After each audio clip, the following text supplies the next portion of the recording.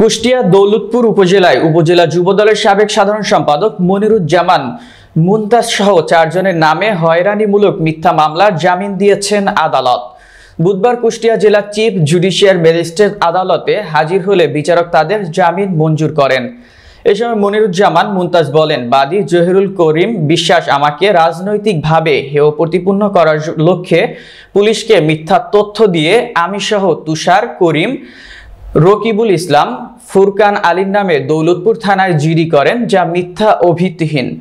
পরে তথ্যকারী officer ASI Abdur Razzak Zahirul করিম বিশ্বাস এর নিকট হতে অর্থনৈতিক সুবিধা গ্রহণ করে আমাদের বিরুদ্ধে আদালতে নন এফআই এর প্রসিকিউশন দেন। আদালত আমাদের সমন দিলে আমরা আদালতে হাজির হলে বিচারক আমাদেরকে জামিন দেন। আমি ঘটনার সঠিক তদন্ত করে আদালতের কাছে বিচার দাবি করছি।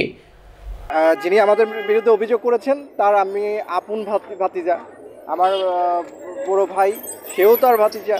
এটা সম্পূর্ণই মিথ্যা এবং উদ্দেশ্যপ্রণোদিতভাবে আমাদেরকে হয়রানি করার জন্যই তারা এই মিথ্যা মামলাটা দিয়েছে এবং তারাই তার সন্তান বিপুল পরিমাণ অস্ত্রশস্ত্র নিয়ে আমাদের জীবন নাশের জন্য সরঞ্জাম জোগাড় করে এবং সেনাবাহিনীর সহযোগিতায় সেগুলা উদ্ধার করে এবং তারা এখনও যে হাজতে আছে তার প্রমাণ সম্পূর্ণভাবে উজ্জ্বল দৃশ্যমান হয়ে আছে। তো এই মিথ্যা মামলাগুলা বা হয়রানিমূলক তীব্র নিন্দা জানাচ্ছি এবং এর আইনের সুষ্ঠু তদন্ত এবং বিচার আমরা দাবি করছি।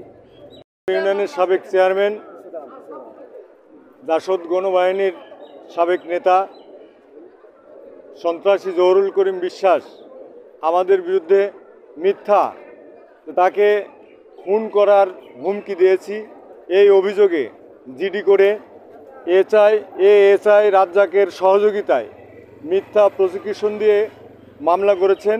তাই আমরা আইনকে সম্মান করে কোর্টে হাজির হয়ে সেই মামলায় জামিন নিয়েছি এবং মাননীয় আদালত আমাদের জামিন দিয়েছে।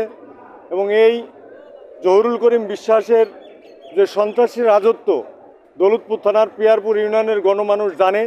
তিনার ছেলে জিমি করিম বিশ্বাস, তিনার ভাস্তি সোহাগ করিম বিশ্বাস যুবদলের আহ্বায়ক সাবেক এবং যুবলীগের সন্ত্রাসী জাহাঙ্গীর সহ 5টা আগ্নেয় অস্ত্র, দেশীয় অগণিত অস্ত্র, বোমা সহ যৌথ বাহিনীর নিকট গ্রেপ্তার হন এবং এই দুষ্কৃতিকারী চরিত্রহীন ব্যক্তি আমাদের নামে এই মিথ্যা জিডি করে সেই জিডিকে কোর্টে মামলায় পরিণত করে আজকে হয়রানির শিকার করছে।